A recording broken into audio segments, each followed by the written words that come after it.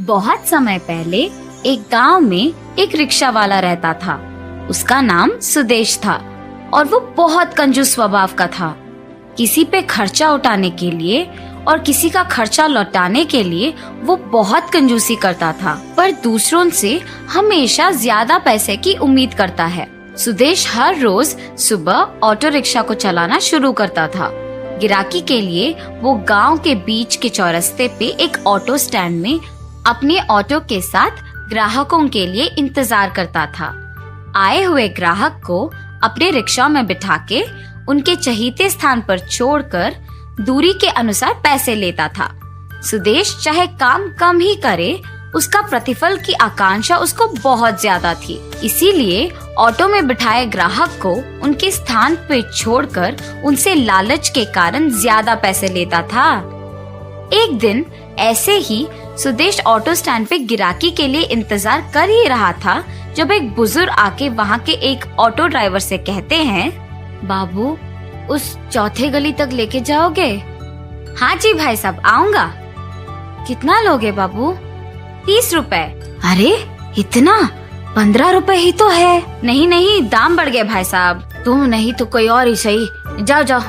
ऐसे कहकर वहाँ से सुदेश के ऑटो के पास आकर उसे पूछते हैं कि चौथे गली के लिए वो कितना लेगा।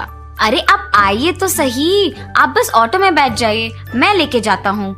और ऐसे सुदेश बिना दाम बताए उस बुजुर्ग को ऑटो में बिठा देता है।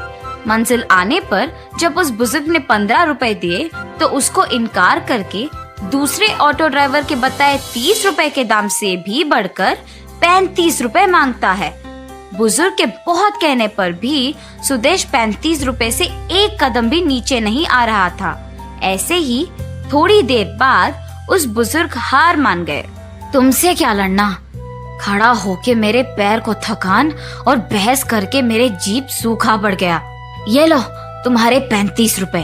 अगली बार कभी तुम्हारे रिक्शा में मैं नहीं बैठूंगा। ऐसे कहकर वो बुजुर्ग वहाँ से चले जाते हैं, लेकिन सुदेश उनके बातों पे बिल्कुल ध्यान नहीं देता है और 35 रुपए मिलने पर बहुत खुश हो जाता है और वहाँ से चला जाता है।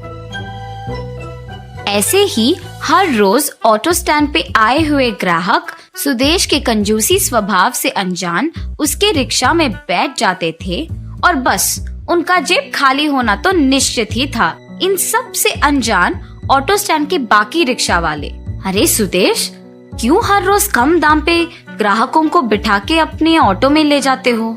सुदेश, इतना भोलापन भी अच्छा नहीं है भाई।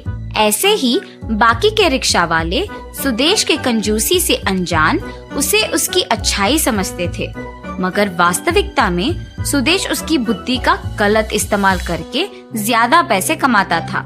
ये बाकी रिक्शा वाले नहीं जानते थे। अपनी कंजूसी से घर के खर्चों के लिए और बाकी खर्चों के लिए पैसे बचत करके रिक्शा में बैठे ग्राहक से दुगने दाम लेके जमाए हुए पैसों से एक नया ऑटो खरीदता है। नए ऑटो में स्टैंड पर आए हुए सुदेश को देख के बाकी रिक्शा वाले चौंक जाते हैं। ऐसे सुदेश के इतनी कमाई का क्या कारण हो सकता है, ये सवाल शुरू होता है। एक दिन उसी ऑटो स्टैंड के रमेश नामक एक ऑटो ड्राइवर से उसकी पत्नी, उस सुदेश से कुछ सीखो, आपके बराबर काम करता है फिर भी आपसे ज्यादा कमाता है, आप क्यों उसके जितना नहीं कमाते हो? उसी स्टैंड के एक और ऑटो ड्राइवर सुनील से उसकी पत्नी उसे खाकी शर्ट देते हुए, पता चला कि आप ही के साथ काम करता सुदेश ने नया ऑटो खरीद लिया। आप भी हो, किस लिए? आप भी सुदेश की तरह दाम बढ़ा के ज्यादा पैसे कमा सकते हो ना? ये कहकर उसे काम पर भेजती है।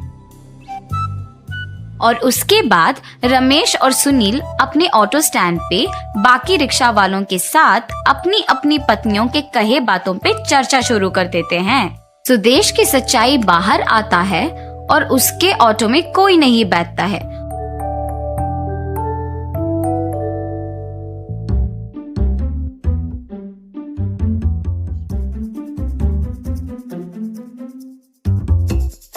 उनको ये जानकर खुशी होती है कि सारे गांव वाले अब से उन्हीं के पास जाएंगे और सुदेश के पास नहीं जाएंगे।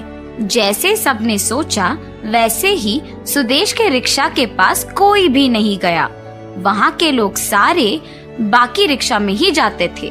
सुदेश की सच्चाई समझ में आने के बाद उसके स्टैंड वाले भी उससे बात करना छोड़ देते हैं। ग्राहक के उसके पास ना आने के कारण उसकी ऐसी स्थिति आ गई थी कि अब उसके पास खर्चों के लिए भी पैसे नहीं थे।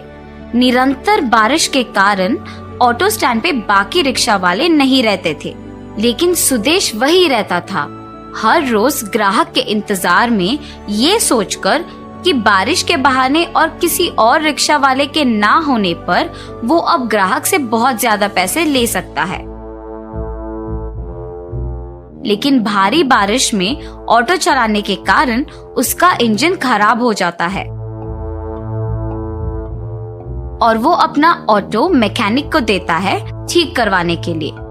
अपना ऑटो वापस लेने के वक्त पर, हाँ सुदेश, ये लो, हो गया काम, पूरा मिला के 4,000 रुपए है। क्या 4,000? पर तुमने तो कहा कि 1,500 में हो जाएगा।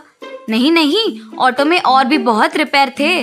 मैं नहीं दूंगा, मैं भी तुम्हारा ऑटो नहीं दूंगा। पैसे देकर ही तुम इसे यहाँ से ले जाओगे। सबसे तो तुम 3 गुना ज्यादा दाम पे पैसे लेते हो, और जब तुम्हारी बारी आई तो नहीं दोगे। ऐसे सुदेश और मैकेनिक बहस कर ही रहे थे जब उस मैकेनिक के पिता वहाँ आते हैं। सुदेश उन्हें देखकर, आपको मैंने कहीं तो देखा है।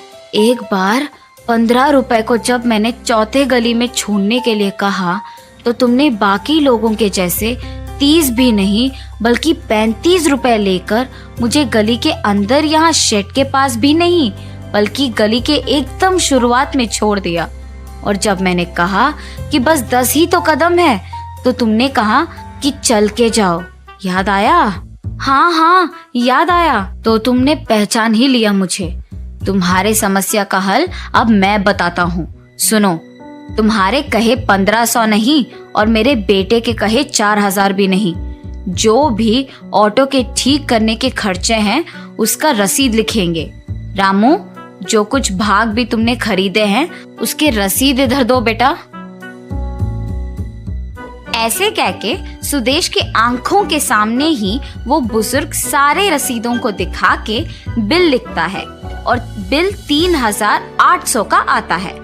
मेरा बेटा कभी झूठ नहीं बोलता है और ना ही कोई चाल चलाएगा। उसके किया का ही पैसा लेगा वो। उसके कूली के खर्चा 200 मिला के उसने तुम्हें 4,000 बोला था। अब ऐसे ही उस दिन के 35 रुपए का रसीद दे सकते हो तुम? उस बुजुर्ग के पूछे सवाल का सुदेश के पास जवाब नहीं होता है। ग्राहक के तुम्हारे पास ना आने के कारण बारिश में भी ऑटो चलाया तुमने और उसके कारण तुम्हारा ऑटो खराब हो गया।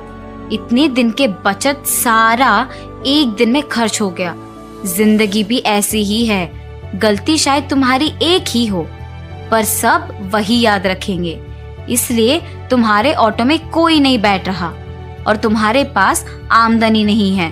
कम से कम अगर अब अपना बुद्धि बदलोगे तो खुश रहोगे, वरना ऐसे ही पछताओगे। उस बुजुर्ग की बातें सुनकर सुदेश को अपनी गलती का एहसास होता है और वो तब से ईमानदारी से ऑटो चला के अपना पैसे कमा के खुश रहता है।